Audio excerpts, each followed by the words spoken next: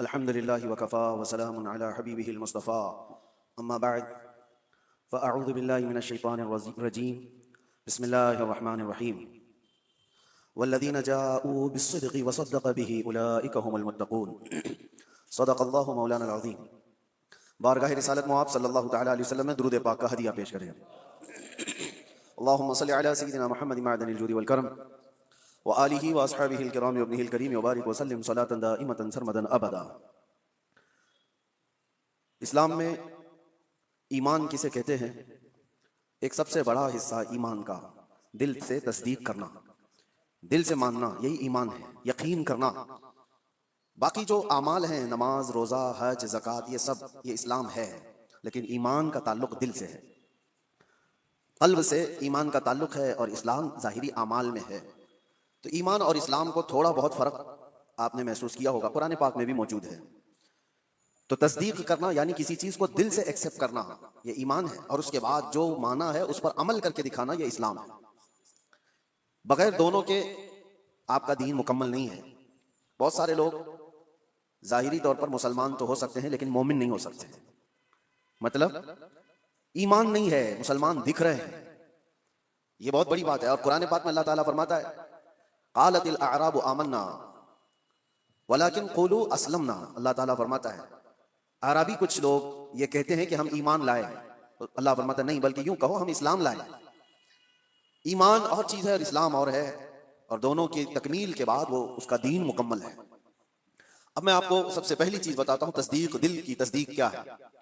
اللہ کے نبی صلی اللہ تعالیٰ علیہ وسلم نے فرمایا اللہ ایک ہے، اس کو مان لیا، یہ تصدیق ہے. رسول پاک صلی اللہ علیہ وسلم نے فرمایا کہ میں اللہ کا آخری رسول ہوں، مان لیا، یہ تصدیق ہے. اللہ کے نبی صلی اللہ تعالیٰ علیہ وسلم نے فرمایا اتنے نبی مجھ سے پہلے آئے تھے، ان کے کام یہ تھے، ان کے معجزات یہ تھے، تم نے مان لیا، یہ کیا ہے؟ دل کی تصدیق ہے. اس کو کہتے ہیں دل سے ماننا. اور دل سے ماننے کے لیے ایک بات اور میں آپ کو بتا دوں کہ دماغ کی ضرورت نہیں ہے کہ جو چیز ہماری سمجھ میں آئے وہی ماننا ہے، اور جو چیز نہ سمجھ میں آئے وہ نہیں ماننا. ایسا نہیں، ایمان اس کو نہیں کہتے. یعنی اگر تم یہ سوچو کہ جو چیز میرے سامنے مجھے لاجیکلی نہیں لگتی میں اس کو ایکسیپٹ نہیں کرتا، اگر اس طرح کی بات کہتے ہو تو تم دل سے ماننے والے ہو ہی نہیں، تم دماغ سے پڑھنے والے ہو. اور ایمان قلب سے تعلق رکھتا ہے. مثال کے طور پر اللہ کے نبی صلی اللہ تعالیٰ علیہ وسلم نے ارشاد فرمایا رات کے ایک چھوٹے سے حصے میں مسجد حرم سے مسجد اقصیٰ گیا، بیت المقدس گیا، اور اس کے بعد پھر آسمانوں کا سفر کیا، اور پھر لوٹ کر کے آیا. پل بھر میں زنجیر بھی ہلتی رہی، بستر بھی رہا گرم، تا عرش گئے پھر آئے محمد صلی اللہ علیہ وسلم. اب کوئی انسان یہ کہے یہ لاجیکلی نہیں سمجھ میں آتا، اتنے شارٹ ٹائم میں یہ سفر کیسے ہو سکتا ہے؟ تو تم دماغ کی یہاں پر سوچیں دوڑا رہے ہو، تم دماغ کے گھوڑے دوڑا رہے ہو. لیکن تصدیق کسے کہتے ہیں؟ آؤ میں آپ کو بتاؤں. حضور پاک صلی اللہ علیہ وسلم معراج کے سفر کے بعد مکہ والوں سے یہی واقعہ بیان کر رہے تھے کہ کل کی شب اللہ تعالیٰ نے مجھے معراج کا سفر عطا کیا، مسجد حرم لے گیا، مسجد حرم سے مسجد اقصیٰ، وہاں پر امام ائمہ انبیاء اکرام علیہ السلام کی امامت کیا. اس کے بعد پھر ساتوں آسمانوں کا سفر، عرش، کرسی، لوح، قلم، جنت، دوزخ، یہاں تک کہ رب ذوالجلال کا دیدار، اور پھر واپس آیا. یہ مکہ والوں کو میرے آقا بیان کر رہے تھے. اس وقت جس کو جو سوال کرنا تھا انہوں نے سوال کیا کہ اگر آپ بیت المقدس گئے تھے تو بتائیے وہاں کے حالات کیسے ہیں، بیت المقدس کا دروازہ کیسا ہے، کھڑکیاں کیسی، محراب کیسے. نبی پاک صلی اللہ علیہ وسلم سب کی چیزیں بتا رہے تھے. تو ایک ہوا یہ سوالات کر کے علم کو بڑھانا، اور ایک ہے بغیر کچھ پوچھے کہنا ہاں آپ صحیح کہہ رہے ہیں. دو چیزیں. لیکن اس محفل کی خصوصیت یہ ہے کہ ابو جہل اس کو موقع مل گیا. اس نے دیکھا کہ اتنی بڑی بات حضور کر رہے ہیں تو گمراہ کرنے کے لیے ایک بڑا چانس ملا ہے. باہر نکلا اور سب کو بولنے لگا کہ محمد تو اب چھوٹی چھوٹی باتوں سے بہت بڑی باتوں پہ آ گئے. وہ تو آسمانوں کے سفر کی بات اور رات کے ایک حصے میں یہاں سے بیت المقدس کے سفر کی بات کر رہے ہیں اور واپس مکہ میں بیٹھے ہوئے ہیں. تو وہ گمراہ کرنے کے لیے پروپیگنڈے کرنے لگا. اتفاق ایسا کہ اس محفل میں سیدنا ابو بکر صدیق نہیں تھے. حضور صلی اللہ تعالیٰ علیہ وسلم جب بیان کر رہے تھے اس محفل میں حضرت ابو بکر صدیق نہیں تھی. حضرت ابو بکر وہ کہیں سے آ رہے تھے، ابو جہل راستے میں ملا، اور اس کے بعد پکڑ کر کے کہا ابو بکر رکو، بہت اہم کام ہے، امپورٹنٹ کام ہے. کیونکہ اسے پتا ہے کہ ابو بکر سے زیادہ قریب رسول اللہ کے کون ہے. تو ابو بکر رضی اللہ تعالیٰ عنہ کو پکڑ کر کہتا ہے سنو ابو بکر، ایک مکہ میں نیا واقعہ ہو گیا ہے. پوچھا انہوں نے کہ کیا ہوا ہے؟ کہا ایک شخص ایسا ہے جو کہتا ہے رات کو وہ سویا تھا اور رات میں وہ اٹھ کر کے مسجد حرم گیا، مسجد حرم سے بیت المقدس مسجد اقصیٰ گیا، اور واپس وہ رات یہیں آ گیا. کیا یہ پاسبل ہے؟ ممکن ہے؟ اتنا ہی کہا اس نے. تو حضرت ابو بکر نے کہا ایسا کیسے ہو سکتا ہے؟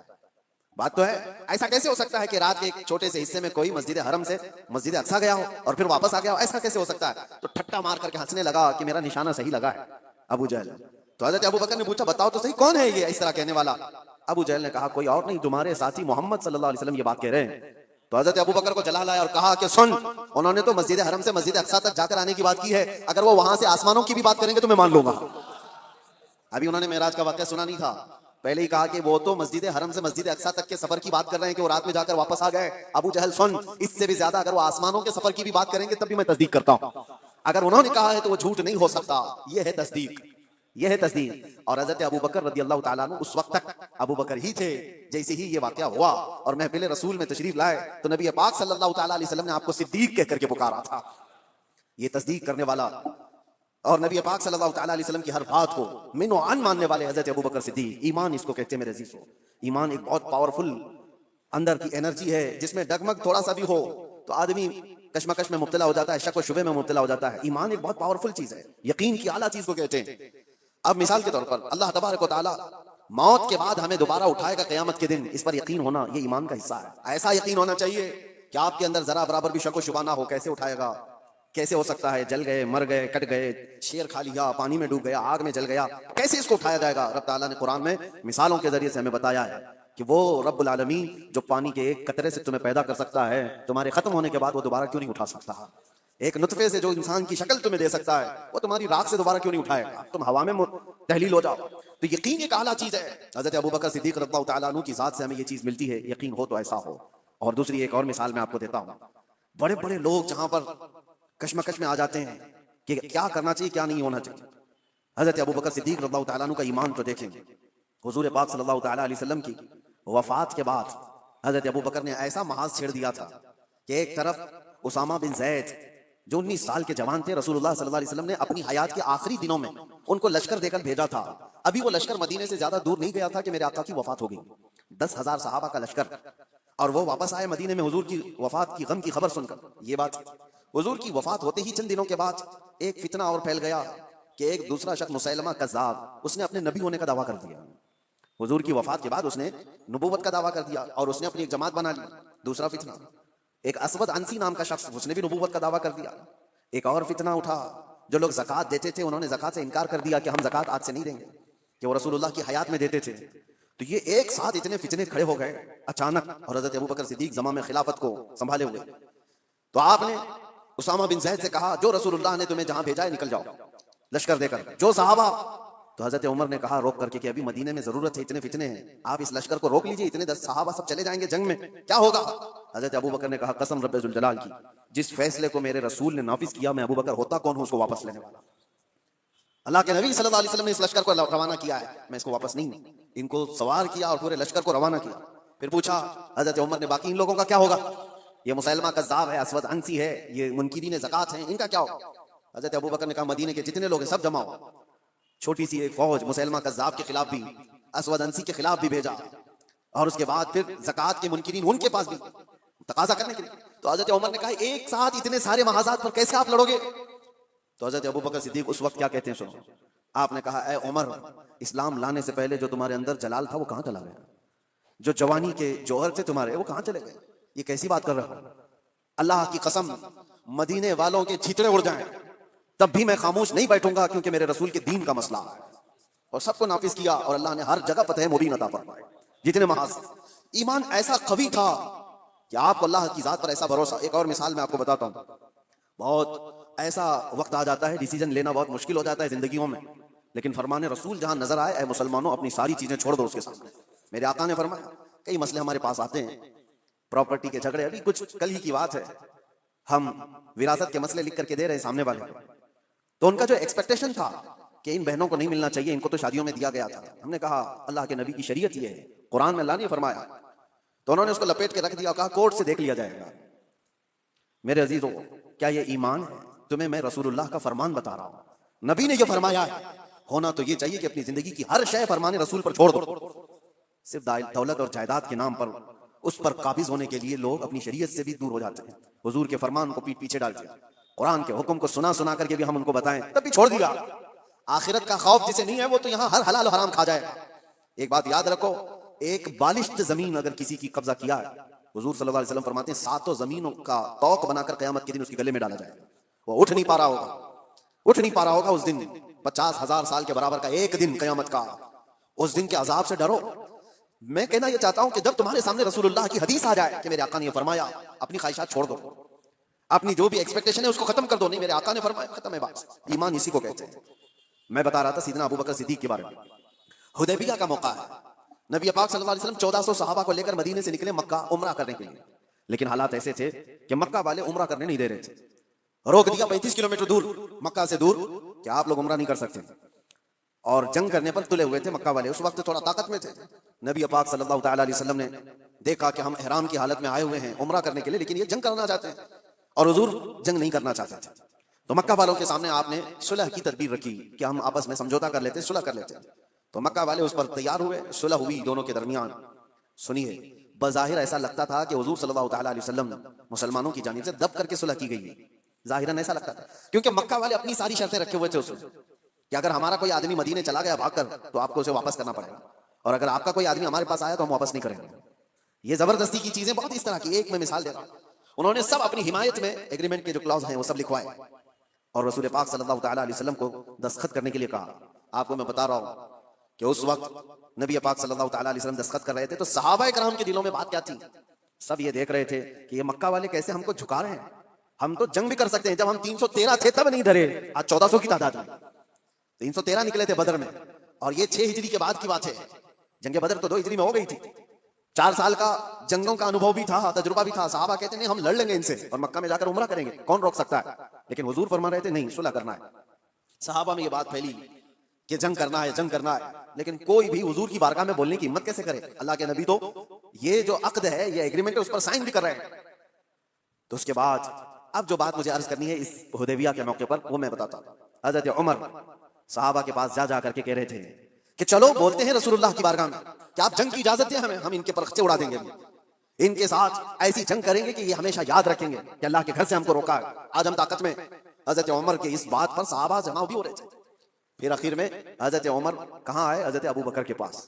حضرت ابو بکر بھی خاموش بیٹھے ہوئے تھے کہ رسول اللہ نے فیصلہ لے لیا ہے تو اب کیا ہے؟ صحابہ نافرمانی نہیں کر رہے تھے، بلکہ وہ انتظار کر رہے تھے شاید وہی آ جائے گی اور حکم بدل جائے گا، اللہ کی طرف سے کوئی حکم آ جائے کہ جنگ کرو، ہم کریں گے، اس انتظار میں صحابہ تھے۔ پھر حضرت عمر جاتے ہیں کہاں پر؟ حضرت ابو بکر کے پاس۔ حضرت ابو بکر سے کہتے ہیں ابو بکر نہیں دیکھ رہے تم حالات کیسے ہو گئے؟ مکہ والے ہم پر حاوی ہوتے جا رہے ہیں، غلبہ پا چکے ہیں اور ہمیں جھکا کر کے صلح کرا رہے ہیں، اور رسول اللہ صلی اللہ علیہ وسلم ایسے وقت ان کے ساتھ صلح کی دستخط کر رہے ہیں۔ ابو بکر چلو آپ کی بات رسول اللہ ٹالتے نہیں۔ تو یہ بولے جا رہے تھے حضرت ابو بکر سنتے رہے۔ اس کے بعد جانتے ہو حضرت ابو بکر پلٹتے ہیں اور اتنے جلال کے ساتھ حضرت عمر کے کندھوں کو پکڑ کر جھجھوڑ دیا اور کہا الزم غرضک یا عمر، اے عمر ہوش میں رہ کر کے بات کرو، تم کس کے لیے بات کر رہے ہو؟ وہ اللہ کے رسول ہیں، انہوں نے جو فیصلہ لے لیا دنیا ٹل جائے ابو بکر اس کے خلاف نہیں جا سکتا۔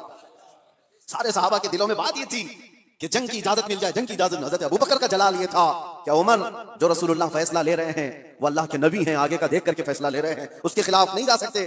حضرت عمر کہتے ہیں اس وقت میں جوش میں یہ سب چیزیں کر رہا تھا، لیکن ابو بکر کی شکل دیکھ کر کے پھر مجھے اندازہ ہو گیا ایمان کسے کہتے ہیں، ایمان کسے کہتے ہیں۔ نبی پاک صلی اللہ تعالی علیہ وسلم نے جو فرما دیا اس کے بعد پھر ٹس سے مس نہ ہونا، یہ ایمان کی علامت ہے۔ حضرت عمر توبہ کر لی، پیچھے ہٹ گئے۔ ایسا نہیں ہے کہ جا کر کے پھر صحابہ کو انہوں نے جمع کیا اور حضرت ابو بکر کی بھی بات ٹال دی، نہیں، انہیں احساس ہوا کہ حضرت ابو بکر نے اس دن جو فیصلہ لیا ہے وہ رسول اللہ کی بات پر لیا، اور پھر دیکھا بھی سارے صحابہ نے، صلح تو ہوئی تھی، 1 سال یہ ایگریمنٹ مکہ والے چلا نہیں سکے۔ دوسرے سال میرے آقا صلی اللہ تعالی علیہ وسلم 10,000 صحابہ کو لے کر مکہ تشریف لائے تھے، اور بغیر جنگ و جدال اور قتل و قتال کے مکہ فتح ہو چکا تھا، اور اس دن جو مکہ فتح ہوا آج تک اس کی روشنی اور اس کی برکتیں مکہ میں موجود ہیں۔ 1 سال پہلے صلح پر حضور نے جو دستخط کی تھی اس کا اثر آج تک بھی ہے۔ تو حضرت ابو بکر صدیق کا وہ ایمان تھا کہ نبی پاک صلی اللہ تعالی علیہ وسلم کے فرمان کے بعد پھر کوئی چیز نہیں۔ آج کیا ہمارے اندر ایمان کا وہ حصہ ہے؟ کیا ہم ویسی تصدیق کرتے ہیں کہ حضور نے جو فرما دیا وہ حق ہے؟ لوگ آج سائنس سے کمپیئر کر کے دیکھنا چاہتے ہیں، ہاں سائنس آ گیا ہے تو اب ایک نئی چیز یہ بھی چل پڑی ہے نا کہ ہر چیز کو سائنس سے دیکھا جائے۔ سائنس یہ کہہ رہا ہے تو میرے نبی نے 1400 سال پہلے کیا، ارے ہمارے نبی کے فرمان کو صحیح کرنے کے لیے سائنس جیسی 1000 چیزیں آئیں، اس کی کوئی حاجت نہیں۔ سائنس کی تھیوریاں ہر نئے سال میں بدلتی رہتی ہیں۔ ڈاروین نے پہلے کیا کہا تھا؟ انسان بندروں کی اولاد، بندروں سے یہ ارتقاء یعنی ڈیولپ ہوتے ہوتے پھر انسان بن گیا۔ اس کے بعد اس نظریے کو، اس فارمولے کو رد کر دیا گیا 100 سال بعد۔ اس کے بعد پھر کئی سائنٹسٹ ایسے آئے جنہوں نے ایک تھیوری پیش کی، اس کو بعد میں چل کر کے ختم کر دیا گیا، اس کے خلاف دوسرے سائنسدان کی تھیوری قبول کر لی گئی۔ یہ تو سائنس میں چلتا رہے گا۔ میرے نبی پاک صلی اللہ تعالی علیہ وسلم کے فرمان کو اگر بظاہر آج سائنس ایکسپٹ نہیں کرتا تو میرا تو یقین ہے کہ کل کو جب یہ اور ترقی کرے گا اسے سمجھ میں آ جائے گی میرے نبی کا فرمان یہ حق تھا. ابھی کل ہی کچھ پرسوں کی بات ہے, کچھ نوجوان پڑھے لکھے وہ کہہ رہے تھے کہ زمین ساکن ہے یا حرکت کر رہی ہے, روٹیشن میں ہے. سائنس تو یہی کہتا ہے کہ زمین روٹیشن میں ہے, خود اپنے اطراف گھومتی ہے تو 24 گھنٹے ہوتے ہیں, اور سورج کے اطراف پورا چکر لگاتی ہے تو 365 دن ہو جاتے ہیں. یہ سائنس کی ایک تھیوری ہے, ارتھ روٹیشن. اس نظریے کو ابھی تک تو سائنس لے کر کے چل رہا ہے, اور نوجوانوں نے ہم سے کہا تھا کہ قرآن میں اور حدیث میں کیا ہے اس کے سلسلے میں. اعلیٰ حضرت امام اہل سنت فاضل بریلوی رحمۃ اللہ تعالیٰ علیہ نے اس کے خلاف میں لکھا ہے, اور کتاب ہے پوری الفوز المبین در رد حرکت زمین. زمین حرکت نہیں کر رہی ہے, زمین اپنی جگہ پر ہے, سورج نکلتا ہے اور ڈوبتا ہے. قرآن میں اللہ نے فرمایا کہ سورج مشرق سے نکلتا ہے مغرب میں ڈوبتا ہے. تو یہ تو بات ہوئی, میں اس کی تحقیق میں آپ سے بات نہیں کر رہا کہ یہ میرا موضوع نہیں ہے کہ سورج کہاں سے نکلتا ہے, کب نکلتا ہے, سال میں کتنی جگہوں سے نکلتا ہے اور کہاں ڈوبتا ہے, اور سائنس اس کو کیا کہتا ہے, اور ارتھ روٹیشن کے بارے میں تفصیلات آپ اس علم کے ماہرین سے معلوم کریں. لیکن میں یہ کہتا ہوں نوجوانوں سے, جب تمہارے پاس ایسی دو چیزیں آئیں, یہ تو ایک مثال کے لیے کہہ رہا ہوں, تم سامنے دیکھ رہے ہو کہ سائنس کی تھیوری یہ ہے, انہوں نے یہ چیز پیش کی ہے, اور ایک طرف فرمان مصطفیٰ ہے, نبی کونین صلی اللہ تعالیٰ علیہ وسلم ہے. تو اے نوجوانوں بتاؤ ایمان کسے کہتے ہیں؟ حضور پاک کی بات کو آنکھ بند کر تسلیم کر لینا, یہ یقین کا نام ایمان ہے. یہ ایمان ہے. آپ کو پتا ہے یہ ترقیاں تو بہت بعد میں ہوتی آئی, تو صحابہ کیسے ایمان لائے؟ قرآن میں ایک آیت ہے, اللہ تعالیٰ فرماتا ہے اذا اخرج یدہ لم یکد یراہ, یہ 18ویں پارے سورہ نور کی آیت ہے, ظلمات بعضها فوق بعض. یعنی ایک علاقہ, ایک جگہ ایسی ہے, اندھیریوں پہ اندھیریاں, اندھیریوں پہ اندھیریاں, سورج کی کرن بھی وہاں پر نہیں ہوتی. اگر کوئی آدمی ہاتھ بھی نکالے تو ہاتھ بھی نہیں دیکھ سکتا. لیکن 18ویں صدی کے بعد ایک ایسا شخص جس نے اوشین کا, سمندر کا سفر کیا, اس نے سمندروں کے بیچ میں ایک جگہ ایسی پائی جہاں پر بہت گھٹا ٹوپ اندھیری, اتنا اندھیرا ہے کہ ہاتھ بھی نہیں دکھتا. اس نے اپنے سفر کے بعد آ کر یہ واقعہ بیان کیا, میں نے دنیا میں ایک ایسی جگہ دیکھی جہاں مکمل طور پر اندھیرا ہے, ایسا اندھیرا کہ وہاں کوئی شے کی اجالا بالکل بھی نہیں ہے. تو اس کو کسی عالم نے کہا یہ تو قرآن میں اللہ کے نبی صلی اللہ تعالیٰ علیہ وسلم نے جو آیت پڑھی ہے, اللہ کا حکم بیان کیا, یہ موجود ہے. اب سنیے, اس سائنٹسٹ نے پوچھا اچھا یہ تو 18ویں صدی کی ترقیاتی زمانے میں نے یہ انکشاف کیا ہے, ایکسپلور کیا ہے, یہ بات پہلے سے کیسے آ سکتی ہے؟ اس نے پوچھا ہو سکتا ہے محمد صلی اللہ تعالیٰ علیہ وسلم سمندروں کا زیادہ سفر کرتے ہوں گے, کبھی اس سفر کے دوران انہوں نے بھی دیکھ لیا ہوگا آج سے 1400 سال پہلے, اور انہوں نے بیان کر دیا ہوگا قرآن میں. تو حیرت کی بات ہے میرے عزیزوں, مفسرین نے اس سے بتایا کہ تعجب کی بات یہ ہے میرے عزیز, میرے نبی صلی اللہ تعالیٰ علیہ وسلم کی عمر مبارک 63 سال کی تھی ظاہری, اور پورے 63 سال کی ظاہری عمر میں ایک بار بھی حضور سمندر کے پاس نہیں گئے. سفر تو دور کی بات ہے, سمندر پر نہیں گئے حضور, اور سمندروں کے بیچوں بیچ موجود چیز کی خبر دے رہے ہیں. اس نے کہا تب پھر ایسی خبر دینے والا یہ انسانی خبر دینے والا نہیں ہے, یہ تو پھر اسی کی خبر ہوگی جس نے یہ پیدا کیا, یہ خالق کائنات کی خبر ہے. عزیزان گرامی, میں یہ باتیں اس لیے عرض کر رہا ہوں کہ ایمان صحابہ کرام کا ایسا تھا کہ اللہ کے نبی صلی اللہ تعالیٰ علیہ وسلم نے فرما دیا, مان لیا کہ ہاں. حضور نے فرمایا سب سے پہلے روئے زمین پر آنے والے کون؟ آدم علیہ السلام. دیکھا کسی نے نہیں, سارے نے مان لیا کہ ہاں آدم علیہ السلام آئے تھے, ان کی بیوی حضرت حوا تھی, ان کے بعد انبیاء کا سلسلہ آیا, حضرت شیس علیہ السلام, حضرت نوح علیہ السلام, حضرت ادریس علیہ السلام, حضرت ابراہیم, حضرت اسماعیل, حتیٰ کہ پچھلے زمانے کے بہت پیچیدہ مسئلے تھے جو لا ینحل جس کو کہتے ہیں, مطلب حل نہیں ہونے والے. 550 سال تک یہودی اور عیسائی جنگ کرتے تھے. کس بات پہ پتا ہے؟ عیسیٰ علیہ السلام کو یہودیوں نے سولی پر چڑھا دیا. یہ آج بھی مشہور ہے کہ وہ سولی پر چڑھ گئے. سنیے عیسیٰ علیہ السلام کے متعلق, عیسیٰ علیہ السلام کو قتل کرنے کا ناپاک ارادہ بنا کر یہودیوں نے ایک ٹیم تیار کی, اور جس دن وہ اپنے گھر پر موجود تھے اس وقت سارے لوگوں نے گھر کا گھیراؤ کیا, اور ایک شخص کو اندر بھیجا کہ جا کے دیکھ کر کیا عیسیٰ ابن مریم ہے یا نہیں. تو عیسیٰ ابن مریم کو دیکھنے کے لیے یہودی اندر آیا. اللہ تبارک و تعالیٰ کی قدرت کاملہ یہ ہے کہ اللہ نے اس آئے ہوئے شخص کو عیسیٰ علیہ السلام کی شکل دے دی, اور عیسیٰ علیہ السلام کو آسمانوں پر اٹھا لیا, آسمانوں پر اٹھا لیا. اور وہ شخص گھر کے اندر تھا, کافی دیر تک وہ باہر نہیں آیا. تو یہودیوں نے دیکھا کہ کہاں چلا گیا ہے, ابھی تک جو معائنہ کرنے گیا تھا آیا نہیں. تو لوگوں نے سوچا کہ کچھ گڑبڑ نہ ہو جائے, تو سب گھس گئے اندر گھر میں, اور دیکھا کہ بیٹھے ہوئے ہیں عیسیٰ ابن مریم. اٹھایا, پکڑ کر کے لے آئے باہر. عیسیٰ ابن مریم نہیں تھے, ان کا ہی شخص تھا جس کو اللہ نے وہ شکل دے دی تھی. اس کو لا کر کے پھانسی پر چڑھا دیا, سولی پر چڑھا دیا. دیکھا نہیں, کچھ نہیں. اس کے بعد پھر فکر میں مبتلا ہو گئے, ہمارا آدمی کہاں گیا ہے جو اندر دیکھنے گیا تھا. تو اصل بات یہ تھی کہ اس کے دھڑ کا نچلا حصہ اس کا اصلی والا حصہ نظر آ رہا تھا جو شخص اندر گیا. تو کچھ یہودیوں نے کہا یہ تو ہمارا ہی آدمی ہے. تو لوگوں نے پھر اختلاف یہ کیا کہ اگر یہ ہمارا آدمی ہے تو عیسیٰ ابن مریم کہاں گئے, وہ کہاں چلے گئے. تو بعض نے کہا یہ دیکھو اوپر کی شکل تو عیسیٰ ابن مریم کی دکھتی ہے. اس شک کی زندگی میں ان کے 550 سال گزر گئے. 550 سال یہودی یہ کہتے تھے, عیسائی یہ کہتے تھے, یہودی یہ کہتے تھے, عیسائی یہ کہتے تھے. ان اختلافات کو ختم کرنے کے لیے اگر کوئی ذات آئی تو محمد الرسول اللہ کی. میرے آقا صلی اللہ تعالیٰ علیہ وسلم جب تشریف لائے تو پھر آپ نے کیا فرمایا؟ قرآن کی آیت اتری، وما قتلوہ وما صلبوہ ولکن شبہ لہم۔ اللہ نے فرمایا نہ انہوں نے عیسیٰ ابن مریم کو قتل کیا ہے نہ سولی پر چڑھایا، بلکہ اللہ تعالیٰ نے ان کی شباہت، ان کی شکل دوسرے کو دے دی تھی، اور اللہ نے ولکن رفعہ اللہ الیہ، اللہ نے عیسیٰ ابن مریم کو آسمانوں پر اٹھا لیا ہے۔ یہ عقدہ حل کسی نے کیا ہے تو میرے مصطفیٰ نے۔ دنیا بھر کے عیسائیوں کو بھی احسان ماننا چاہیے قرآن کا، جو ایسی گتھی ہے، کیونکہ عیسیٰ علیہ السلام کے بعد پھر کوئی نبی آیا نہیں جو بتا سکے۔ کون بتائے گا کہ کیا ہوا تھا کیا نہیں؟ تو حضرت عیسیٰ علیہ السلام کے اس مسئلے کو رسول اللہ نے بیان فرمایا، اور سارے صحابہ نے اس پر کبھی چوں چرا کیا، سب نے من وان تسلیم کیا۔ بہت سارے عیسائیت سے ایمان لائے ہوئے بھی، یہودیت سے ایمان لائے ہوئے بھی صحابہ موجود ہیں، سبوں نے میرے آقا کی بات پر، فرمان پر یقین کر لیا۔ آج اس بات کی ضرورت ہے۔ اب میں تصدیق کے بعد جو دوسرا سٹیپ آتا ہے اس سے میں کہتا ہوں، یہ بھی ضروری نہیں کہ آپ نے مان لیا کہ میرے نبی حق پر ہیں، میرے نبی کا ہر فرمان حق ہے، اللہ کے رسول جو فرما دے وہ 100% ساری چیزیں سچ ہیں۔ مان لینے کا مطلب بھی نہیں ہے، ایمان تو مان لینے کا مطلب ہو گیا، لیکن اس کے بعد اسلام کا سٹیپ بھی تو ہے۔ مان تو لیا، اب کر کے بھی تو دکھاؤ۔ مانا ہے تم نے دل سے، اور اس کے بعد اب عمل کر کے دکھاؤ۔ یہ دو حصے ہیں، ایمان ہے اور اسلام ہے۔ ہو سکتا ہے میں آپ کو بلیم نہیں کرتا کہ آپ مومن نہیں ہیں، ہو سکتا ہے ایمان والے ہیں، سب کے دلوں میں یقین 100% موجود ہے، اور اگر وہ یقین ہے تو پھر ظاہر کیوں نہیں ہے، دکھتا کیوں نہیں؟ کچھ وہ ہیں جن کا اسلام دکھتا بہت ہے، کوئی نماز چھوڑتے نہیں، کوئی نماز ان کی نہیں چھوٹتی ہے، تہجد بھی پڑھتے ہیں، سب کچھ کرتے ہیں، دکھ تو بہت رہا ہے، لیکن دل کی بات اگر دیکھی جائے تو حضور کی محبت ہی نہیں ہے، تو یہاں ایمان ہی نہیں، اسلام دکھ رہا ہے۔ اور کچھ وہ ہیں جن کا ایمان تو ہے دل کے اندر، میرے نبی کی محبت بھی ہے، لیکن عمل نہیں دکھتا، اسلام پر نہیں آتے۔ جب یہ دونوں چیزیں کمپلیٹ ہو جائیں تو تمہارا دین مکمل ہے، ورنہ میرے عزیزوں اسی میں رہ جائیں گے۔ اب میں ایمان آنے کے بعد جو سٹیپ ہے، نوجوانوں اس کی ذمہ داری آج کے دور میں ہے تمہارے ساتھ۔ آج کے دور میں تمہیں عمل کے میدان میں دکھانا ہوگا۔ اگر حضور صلی اللہ علیہ وسلم نے فرمایا جھوٹ حرام ہے تو تمہاری زبان پر جھوٹ تو نہ ہے۔ دنیا نے تمہیں جھوٹا کیوں کہہ دیا؟ کچھ لوگ زبان کھولیں تو جھوٹ بولیں، گالی گلوچ۔ حضور پاک صلی اللہ تعالیٰ علیہ وسلم نے فرمایا فاسق کی علامت ہے، یہ فسق ہے، اور ہر بات پر گالی دینے والا بات کرنے پر اس کا نور ایمان ختم ہونے لگتا ہے، اس کا نور ایمان مرجھانے لگتا ہے۔ تو یہ زبان کے ذریعے سے تو تمہیں ثابت کرنا ہوگا ایمان ہے تو میری زبان بھی صاف ہے، اور تمہارا ایمان تمہاری آنکھوں سے بھی نظر آئے گا۔ جب چلو تو تمہاری آنکھیں اگر نیچی ہیں، تم بے حیائی کو نہیں دیکھتے، تم انجان عورتوں کی عزتوں کو تار تار نہیں کرتے، تو تمہارا ایمان تمہیں عمل کرا رہا ہے، تمہارا ایمان تمہیں عمل بھی کرا رہا ہے۔ اسی لیے اقبال کی اس بات پر میں گفتگو ختم کرتا ہوں۔ اقبال نے کیا کہا، بہت اچھی بات ہے۔ خیرت نے کہہ دیا لا الہ تو کیا حاصل۔ خیرت کس کو کہتے ہیں؟ دماغ کو، یا دل کی بات سمجھ لیں۔ خیرت نے کہہ دیا لا الہ تو کیا حاصل، دل و نگاہ جو مسلمان نہیں تو کچھ بھی نہیں۔ لا الہ الا اللہ پڑھتے ہو اور ایمان تمہارے دل میں ہے، لیکن نہ نظروں سے نظر آ رہا ہے نہ ہاتھوں پاؤں سے نظر آ رہا ہے۔ دل و نگاہ جو مسلمان نہیں تو کچھ بھی نہیں۔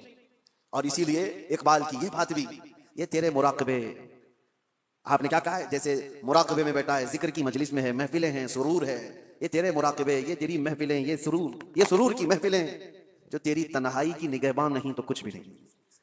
تم یہ ساری چیزیں تو کرا رہے ہو، ادھر نماز پڑھ رہے ہو، صفوں میں کھڑے ہو، اور باہر اگر چپل چوری کر رہا ہے تو کون سی نماز پڑھ کے آیا؟ قرآن تو کہہ رہا ہے ان الصلاۃ تنہی عن الفحشاء والمنکر، بے شک نماز تمہیں ہر بے حیائی اور برائی سے روکتی ہے۔ تو یہ مسجد کے باہر ہی نہیں روک پائی تمہاری نماز، وجہ کیا ہے؟ کہ تم یہاں پر اس کو کمبائن نہیں کر رہے ہو، دل سے مانتے ہو اللہ ایک ہے، اس کی باتوں کو امپلیمنٹ کرنا یہ دوسرا تمہارا دوسرا حصہ ہے، اس پر تم کھڑے نہیں اتر پا رہے۔ جیسے کہ آج مسئلہ یہ نہیں ہے میرے عزیزو الیکشن میں جیت لینے کا، میں ایک ایگزامپل دے رہا ہوں۔ بہت سارے لوگ بڑی محنتوں سے الیکشن جیتتے ہیں، اور الیکشن جیتنے کے بعد نیتا جی سب سے پہلے کیا کرتے ہیں پتہ ہے؟ اوتھ لیتے ہیں، شپت لیتے ہیں سب کے سامنے، میں یہ کروں گا، میں یہ کروں گا، میں وہ کروں گا، جس کی بھی انہیں اوتھ لینی ہے۔ یہ کمال کی بات نہیں، وہ تو ہر نیتا کر لے گا، لیکن اس اوتھ کی لاج 5 سال رکھ پاتا ہے نہیں، یہ کمال کی بات ہے۔ وہ جو اس نے حلف اٹھایا، وہ جو قسم اٹھایا، اس کی لاج رکھتا ہے، جو کہا ہے وہ 5 سال کر کے دکھاتا ہے، تب تو پھر اس نے اپنی قسم کی لاج رکھی۔ یہ بلا تشبیہ بلا تمثیل لا الہ الا اللہ کہہ دیا، تو تم اس کلمے کی لاج رکھتے ہو اپنی زندگی میں یا نہیں؟ یہ کمال کی بات ہے۔ کلمہ تو 70,000 بار پڑھے ہوئے لوگ ہیں، لاکھ بار پڑھے ہوئے لوگ ہیں، لیکن صرف پڑھ لینے سے تو تمہاری زندگی بھی وہی ہے جو جھوٹے لوگ اوتھ لے کر کے چلے جاتے ہیں، باقی تو ان کو کوئی مطلب نہیں۔ نہیں میرے عزیزو، ایمان والا جو ہے، آپ یہ بھی مت سمجھیں آپ مسلمان مسجد میں ہیں، ابھی سارے مسلمانوں کی شکل دکھ رہی ہے، بازار میں آپ مسلمان نہیں ہیں، دکان میں آپ مسلمان نہیں ہیں، گھر میں آپ مسلمان نہیں ہیں، شادیوں میں آپ مسلمان نہیں ہیں۔ مسلمان 24 گھنٹے مسلمان ہے، ایمان اس کے ساتھ مسلسل ہے۔ ایک بات مجھے یاد آتی ہے، ایک پلین میں سفر کے دوران ایک آسٹریلین نوجوان، وہ نیو مسلم تھا یا پرانا جو بھی، لیکن ایمان ہونا چاہیے ایسے، ایئر ہوسٹس نے سرو کرتے ہوئے اس کو شراب دیا۔ ظاہر سی بات ہے انٹرنیشنل فلائٹس میں یہ عام سی بات ہے، نارمل سمجھا جاتا ہے۔ اس نے سرو کیا تو جواب میں اس نوجوان نے انکار یوں نہیں کیا کہ مجھے نہیں چاہیے، بلکہ اس سے یوں کہا آئی ایم اے مسلم۔ یہ کئی لوگوں کو چھپ جاتی ہے بات، اس نے نہیں کہا میں شراب نہیں پیتا مجھے نہیں چاہیے، اس نے جواب میں کہا میں مسلم. اسے پتا چلنا چاہیے شراب اور مسلم اپوزٹ چیز ہے، مجھے ہی نہیں دوبارہ کسی اور کو بھی نہیں دینا. اس نے کہا اب اس ایئر ہوسٹس نے تڑ کے کہنا شروع کیا کہ یہ کیا بات ہوئی، تم مسلمان ہو، نہیں پینا ہے نہیں پیو، تم یہ کہتے ہو مسلمان ہے. ارے اس میں ہوتا کیا ہے، 8-9 گھنٹے کی فلائٹ ہے، ریلیکس کر سکتا ہے آدمی، دوسرے بھی تو ہے اس فلائٹ میں بیٹھے ہوئے وہ تو پی رہے ہیں، تم نے یہ جواب کیوں دیا. اس نے بے تکلفی میں بات کرتے ہوئے ایئر ہوسٹس نے کہا، حالانکہ اس کو آرگیو کرنے کا حق نہیں تھا، ایسی ہی اس نے بات کی. تو سنو میرے عزیزو، اس نوجوان نے کہا ٹھیک ہے تم کہتی ہو یہ مجھے پینا چاہیے تو تم پہلے پائلٹ کو پلاؤ، پائلٹ کو پلا کر کے آؤ. تو اس نے کہا پیتا ہوگا جب لینڈ ہو جائے گی، جب اپنے اسٹیشن پر ہوگا، ابھی تو وہ ڈیوٹی پہ ہے، آن ڈیوٹی ڈرنک الاؤڈ نہیں ہے. اس نوجوان نے کہا میں مسلمان 24 گھنٹے ڈیوٹی پر ہوں، میں اپنی لائف کے ہر حصے میں میرے مصطفیٰ کریم صلی اللہ علیہ وسلم کا وفادار ہوں. یہی بات تو ہے کہ حضرت عبداللہ بن حذافہ ایک صحابی ہیں، ان سے ایک رومی بادشاہ نے کہا تھا ایسا نوجوان مجھے چاہیے، اتنا ٹرین، اتنا یقین والا، اتنا پاورفل. بادشاہ، رومی بادشاہ نے حضرت عبداللہ بن حذافہ سے یہ کہا تو آجا میرے پاس، تجھے میں وزیر بنا لوں گا، اور اگر نہیں تو آدھی سلطنت دے دوں گا، تو آجا میرے پاس، ایسا مجھے ایک نوجوان چاہیے. عبداللہ بن حذافہ نے کہا تو جانتے ہو، کہا بادشاہ سن، تو آدھی سلطنت نہیں، تیری پوری سلطنت، اس کے بعد اور ایک سلطنت، اس کے بعد اور ایک سلطنت پوری مجھے دے دے، پلک جھپکنے کے برابر بھی میں میرے نبی سے بے وفائی نہیں کر سکتا، ان کے فرمان کے خلاف نہیں جا سکتا، دین چھوڑنا تو دور کی بات، ان سے ایک پلک جھپکنے کے برابر بھی بے وفائی نہیں کر سکتا. یہ ہے ایمان. اللہ ہمیں ایسا ایمان عطا فرمائے. وآخر دعوانا الحمدللہ رب العالمین. السلام علیکم.